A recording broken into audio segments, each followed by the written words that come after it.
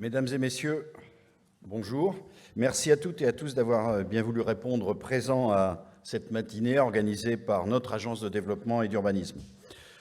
Je vais commencer par excuser les absents. D'abord, Francis Vercamer, qui en titre est le président de notre agence, qui est retenu par d'autres obligations, mais toujours, je vous rassure, pour l'agence d'urbanisme, puisqu'il est à l'Assemblée nationale pour une table ronde et il y représente l'AFNO, donc la Fédération nationale des agences d'urbanisme.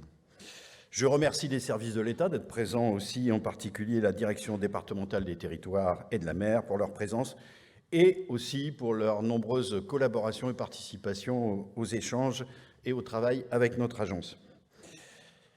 Je terminerai les remerciements par remercier la mairie de la Madeleine et M. Sébastien Leprêtre, qui ne peut être avec nous aujourd'hui, il passera peut-être, mais ce n'est pas certain, qui nous a facilité l'utilisation de ce bel équipement qu'est la chaufferie. Alors, je pense qu'on dit huée ou huette. S'il y a des gens qui peuvent me confirmer, j'avoue que je ne sais pas trop, je ne connaissais pas tout à fait le site. Mais c'est l'occasion, effectivement, de le découvrir pour un certain nombre d'entre nous.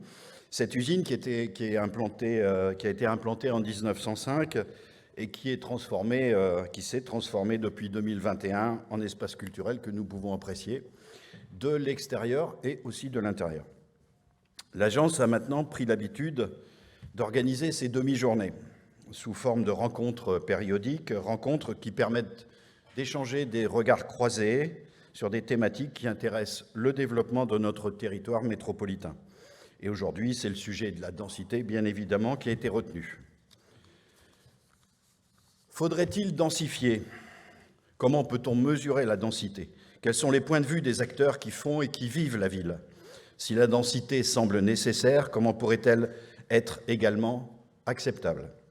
Autant de questions qui appellent à s'accorder sur une définition partagée de la densité, à définir un socle commun de connaissances afin de relier les dimensions techniques, mais aussi, bien sûr, les aspects vécus et perçus de cette densité. Depuis la loi Climat et Résilience, en 2021, la densité est sous les feux, bien sûr, des projecteurs.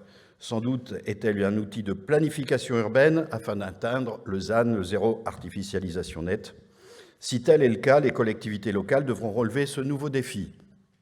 Comment répondre aux besoins de logements, de services, d'équipements et d'espaces verts sans étendre la ville au détriment des espaces naturels et agricoles.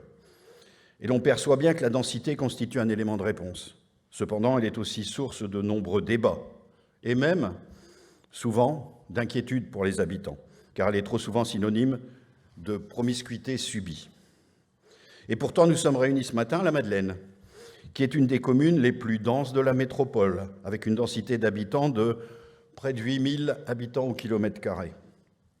Elle est juste derrière la commune sur la métropole qui est la plus dense, qui est la petite commune de Lannoy, avec plus de 10 000 habitants au kilomètre carré.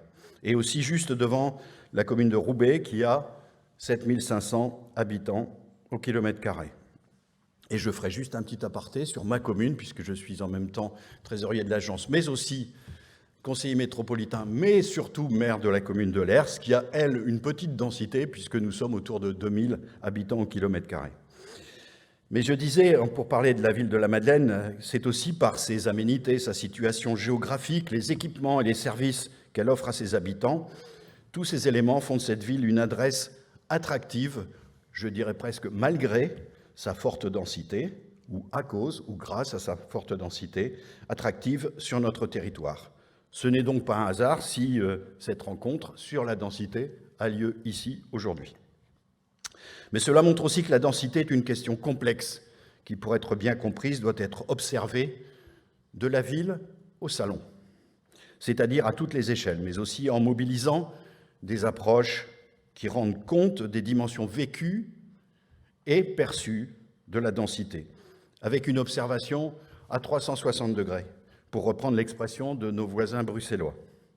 Je vais donc sans plus attendre laisser la parole à monsieur le directeur de la DDTM, mais qui est aussi vice-président de notre agence de développement et d'urbanisme et qui va nous aider à comprendre en quoi la densité est un enjeu pour notre territoire métropolitain, mais également à une échelle plus large.